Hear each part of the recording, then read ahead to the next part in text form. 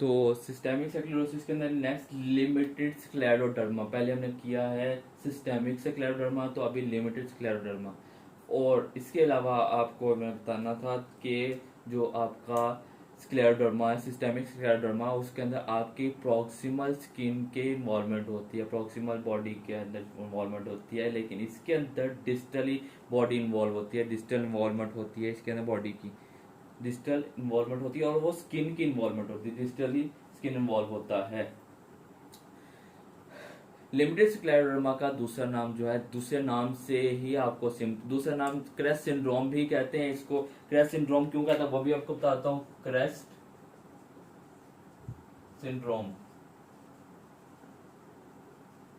Crest syndrome भी कहते हैं, और आपको एमसीक्यूज क्रेस्ट सिंड्रोम से रिलेटेड ही आएगा। अगर आपको रूल आउट करवाना, इन्वेस्टिगेट कराना है, क्रेस्ट सिंड्रोम आएगा। क्रेस्ट सिंड्रोम लिमिटेड स्क्लेरोडर्मा को ही कहते हैं। आपको क्रेस्ट सिंड्रोम के एब्रीविएशन बताता हूँ, इसलिए मैं उसको कैपिटलाइज किया है। एक एक वर्ड की एक्स्ट्रा एब्रीविएशन है, उसी की बेस के ऊपर वो सिम्टम्स है, उसी की बेस के ऊपर आपको एमसीक्यूज पूछा जाएगा। और उसी तो क्रैश सिंड्रोम, क्रैश के अंदर सी फॉर कैल्सिनोसिस, आपकी बॉडी की कैल्सिनोसिस हो जाएगी, स्किन के ऊपर कैल्सिफिकेशन, स्किन की जो है टिश्यूज हैं उसके ऊपर कैल्शियम डिपॉजिट हो जाएंगे। दूसरी टिश्यूज के अंदर भी जो है कैल्सिफिकेशन हो सकती है। तो सी फॉर कैल्सिनोसिस, आपकी बॉडी, आपकी टिश्यूज के ऊपर कैल्शियम डिपॉजिट हो जाएगी। Reynold, Reynold phenomena, Reynold phenomena, Reynold phenomena आता है आपके जो फिंगर्स हैं, डिजिट्स हैं, उनका साइनोसिस, उनकी साइनोसिस हो जाएगी इसके अंदर। नेक्स्ट क्या, क्रेसी आर ई, ई फोर आपका होगा एसोफेजियल डिसमोटिलिटी।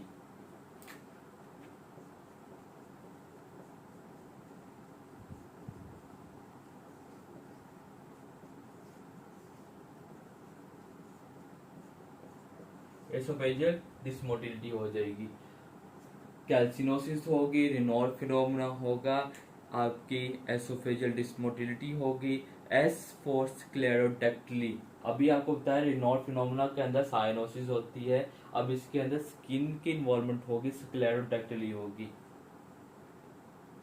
जॉइंट्स के ऊपर डिपोजिशन हो जाएगी कोलेजन प्रोटीन्स की, E R I S, S for sclero sclerodactyly, sclerodactyly होगी। टी फॉर टेलेंजेक्टेशिया,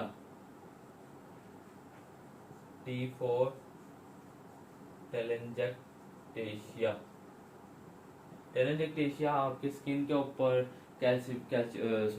स्किन की इन्वॉल्वमेंट होगी, स्किन हार्ड हो जाएगी। जिस तरह आपका स्क्लेरोडर्मा है वैसे ही टेलेंजेक्टेशिया होता है, लेकिन इसके फाइंडिंग्स थोड़ी सी डिफरेंट होती है। टेलेंजेक्टेशिया, इसकी डिटेल्स यहाँ नहीं करनी, अभी नहीं करेंगे, इसको डर्मा में पढ़ेंगे। तो ट्रीटमेंट टेलेंजेक्टेशिया का बता दूं, टेलेंजेक्टेशिया के अंदर लेजर सर्जरी करते हैं। लेजर की मदद से वो जो डेड सेल्स हैं, जो आपकी स्किन हार्ड हो चुकी है, उसको रिमूव कर देते हैं। तो लेजर फोटोकोagulation करते हैं इसका ट्रीटमेंट। टेलेंजेक्टेशिया का ट्रीटमेंट यही बता देता हूँ।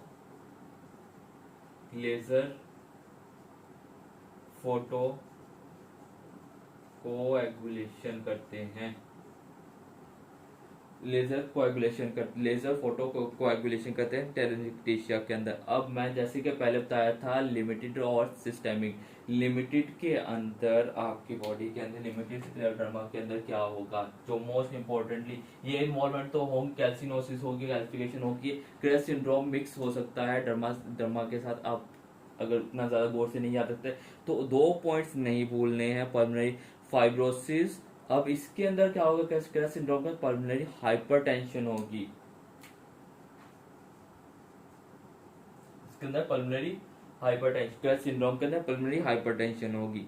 पल्मोनरी हाइपरटेंशन होगी तो फिर उसका ट्रीट कैसे करेंगे उसको, तो उसके ट्रीटमेंट, पल्मोनरी फाइब्रोसिस का ट्रीटमेंट होता है तो आप इसके अंदर बोसेंटिन यूज कर सकते हैं, एपोप्रोस्टिनोल यूज कर सकते हैं। इसके अलावा आप इसकी जो ड्रग ऑफ चॉइस है वो है इसकी ड्रग ऑफ चॉइस थी रियोसिक्वाट, इसकी ड्रग ऑफ चॉइस है, ड्रग ऑफ चॉइस रियो सिग्वार्ड। रियो सिग्वार्ड आपके जैसे सिल्डेनाफिल है, वैसे ही साइक्लिक जीएमपी के लेवल को आपकी बॉडी के अंदर ये कम करेगी, ये बढ़ाएगी, उसकी वजह से वेजोडाइलेशन हो जाएगी। पल्मोनरी हाइपरटेंशन है तो उसको डायलेट करना है तो रियो सिग्वार्ड यूज करेंगे। इसके अलावा बोसेंटन भी यूज कर सकते हैं, बोसेंटन भी यूज कर सकते हैं। और इसके अलावा आप इसके एपोप्रोस्टिनोल प्रोस्टिनोल भी यूज कर सकते हैं पल्मोनरी हाइपरटेंशन के अंदर। लेकिन आपने इसकी ट्रीटमेंट ऑफ चॉइस और ड्रग ऑफ चॉइस है रियोसिग्वार्ड, याद रखना है। पल्मोनरी हाइपरटेंशन होता है क्रेस्ट सिंड्रोम के अंदर। ये था आपका क्रेस्ट सिंड्रोम, लिमिटेड स्क्लेरोडर्मा। अब इन्वेस्टिगेशन दोनों की इकट्ठी, मतलब आपके लिमिटेड और सिस्टेमिक स्क्लेरोसिस दोनों का इकट्ठा बता रहा हूँ। तो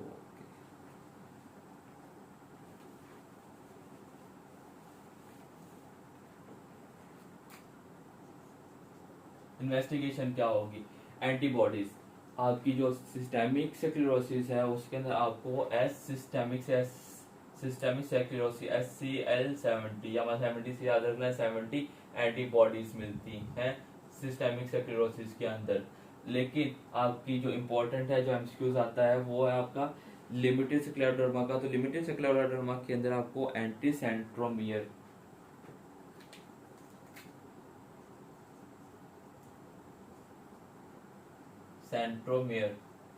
एंटीबॉडीज मिलती हैं लिमिटेड स्क्लेरोडर्मा के अंदर, ये डिफ्रेंशिएट करने के लिए। और सेकेंडली आपको जो एमसीक्यू इसी बेस के ऊपर पिक करवाएंगे, आपको डायरेक्ट इन्वेस्टिगेशन पूछी जाएगी कि सिस्टेमिक स्क्लेरोसिस या लिमिटेड स्क्लेरोसिस के सिम्टम्स बता के इन्वेस्टिगेशन ऑफ चॉइस क्या है। तो उसके अंदर एंटीबॉडीज चेक करेंगे, antibody anti centromere for limited scleroderma and systemic scleroderma के अंदर SCL एंटीबॉडी चेक करते हैं। और बेस्ट इनिशियल के अंदर, ये तो मोस्ट एक्यूरेट में आया था, तो बेस्ट इनिशियल के अंदर एंटीबॉडीज ANA एंटीबॉडी भी चेक कर सकते हैं, वो पॉजिटिव हुई तो देन उसके बाद इन एंटीबॉडीज को चेक करेंगे, ये इन्वेस्टिगेशन है। अब ट्रीटमेंट, ओवरऑल ट्रीटमेंट दोनों का इकट्ठा ट्रीटमेंट बताया, तो ट्रीटमेंट के अंदर ट्रीटमेंट ऑफ चॉइस जो है मेथोट्रेक्सेट यूज करेंगे। एंटीबॉडीज है तो एंटीबॉडीज को इम्यूनोसप्रेस करना है तो इम्यूनोसप्रेसर यूज करेंगे। तो ट्रीटमेंट, वैसे तो जो जो सिम्टम्स इवॉल्व हो रहे हैं उनके अकॉर्डिंग आपको ट्रीटमेंट बता चुका हूँ, लेकिन इस डिजीज को भी तो कवर करना है तो इम्यूनोसप्रेसिव यूज करेंगे, मेथोट्रेक्सेट